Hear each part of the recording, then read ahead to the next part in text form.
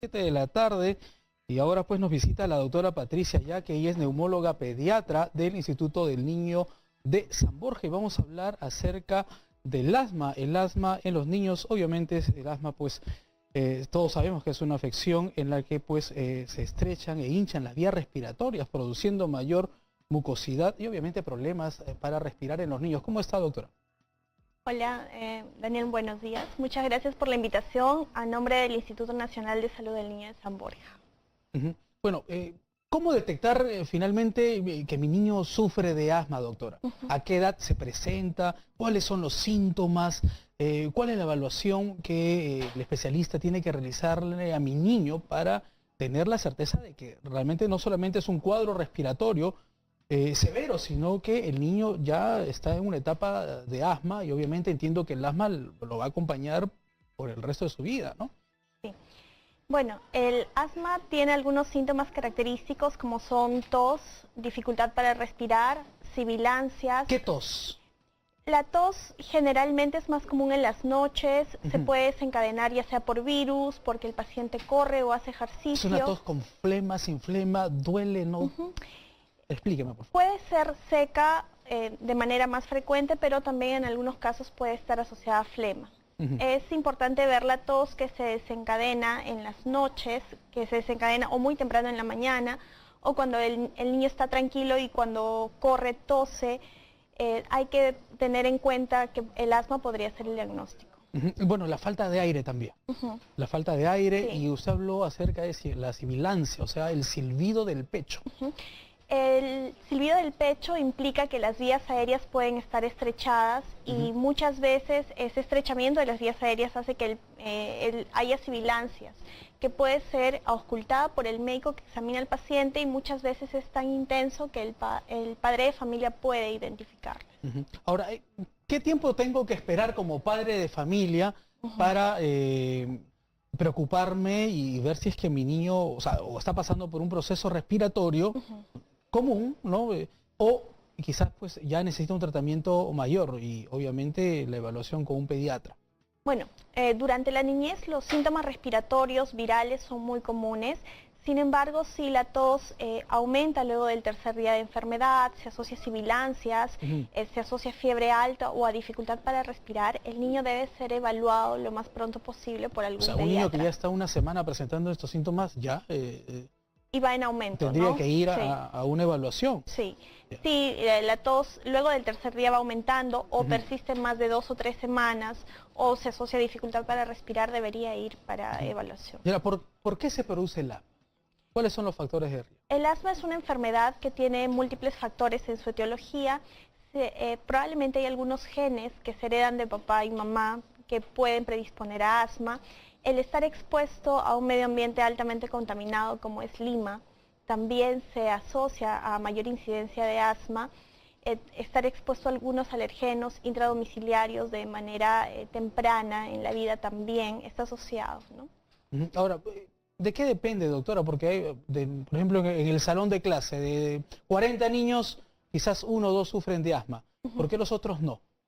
Porque hay varios factores, ¿no? Hay Ya. factores genéticos, que son los hereditarios, hay factores... En el caso de factores genéticos. Hay factores genéticos Ya. que de manera multifactorial, o sea, se juntan varios factores entre factores genéticos, No es que mi factores niño está más ambientales. débil, No, no no, tiene no. mala alimentación, no va por ese lado. No, es un pensamiento Ya. común que puede ser porque le falta vitaminas o porque es débil, y muchas veces es al contrario, ¿no? Porque son niños atópicos o alérgicos y tienden a tener hiperreactividad bronquial hacia diversos alergenos más. El niño que es detectado con asma o con un tratamiento, ¿podría mejorar? ¿Está condenado a vivir con el asma toda su vida? ¿Se cura?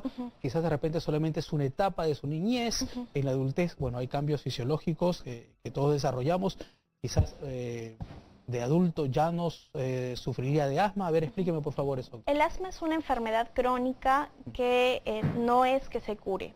Sí se puede controlar perfectamente. La mayoría de personas con un tratamiento adecuado de asma pueden vivir una vida normal. Hay deportistas de élite o de grandes competiciones que pueden realizar sus actividades sin ningún problema si el asma está controlada. Además, el asma es una enfermedad variable. No implica que vas a tener síntomas toda tu vida. Hay épocas donde el asma puede estar silente y en algún momento puede volver a dar síntomas. Es muy, muy variable. Ya. Ahora, ¿qué hacer pues en el caso de un ataque de asma en ese momento? Todos nerviosos, un niño con asma en el colegio, la profesora, ¿qué podrían hacer en ese instante? Si un niño con diagnóstico de asma empieza a toser o tiene dificultad para respirar, lo que debería hacer en ese momento es recibir un broncodilatador inhalado, que es el salbutamol, el más usado. Debería usarlo. Entonces un niño con asma debería tener un salbutamol para poder usarlo. Si a pesar de usar el salbutamol los síntomas persisten, probablemente deba ir a un centro de urgencias o emergencias para ser manejado, ¿no? Muy bien, doctora. Ahora, estaba viendo aquí un poquito la información acerca del aire. El aire, este aire frío que tenemos en estos ambientes, ¿no? Los aires acondicionados, ¿no? ¿Podrían también traernos como consecuencia asma en nuestros niños? El asma es una enfermedad que se caracteriza porque los bronquios son hiperreactivos, o sea, tienden a estrecharse ante diferentes estímulos. El cambio brusco de temperatura o el frío intenso o el aire seco, como es el aire acondicionado o muy frío, sí podría causar en niños asmáticos hiperreactividad bronquial y ocasionar tos y silbido de pecho si se somete a este estímulo, ¿no? Bueno, ahora, a la hora de ir al especialista, pediatra, en el caso de usted es una neumóloga pediatra, ¿cuáles son las evaluaciones que le realiza al niño para que finalmente usted dé un diagnóstico exacto de su enfermedad? El diagnóstico de asma se basa, uno, en el cuadro clínico compatible y a partir de los 5 o 6 años, donde el niño colabora, se le puede hacer una espirometría, que es una prueba de función pulmonar para confirmar el diagnóstico de asma, ¿no? ¿Solo con ese examen? Solo con eso. ¿No es necesario hacerse rayos X y otros exámenes más? No. El diagnóstico de asma se hace con síntomas compatibles y una prueba de función pulmonar. Ahora, hay diferentes clases de asma.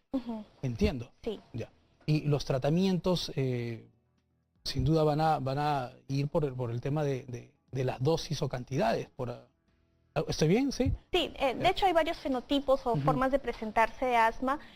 Y además el tratamiento se puede basar en la severidad de los síntomas, si los síntomas son diarios, si son intermitentes, si el paciente se ha hospitalizado. De acuerdo a eso, el paciente va a necesitar más medicación o menos medicación para controlar la enfermedad. ¿Se puede vivir con asma? Perfectamente, una persona puede llevar una vida perfectamente normal. Puede hacer deporte, el niño, puede hacer educación física. Todo.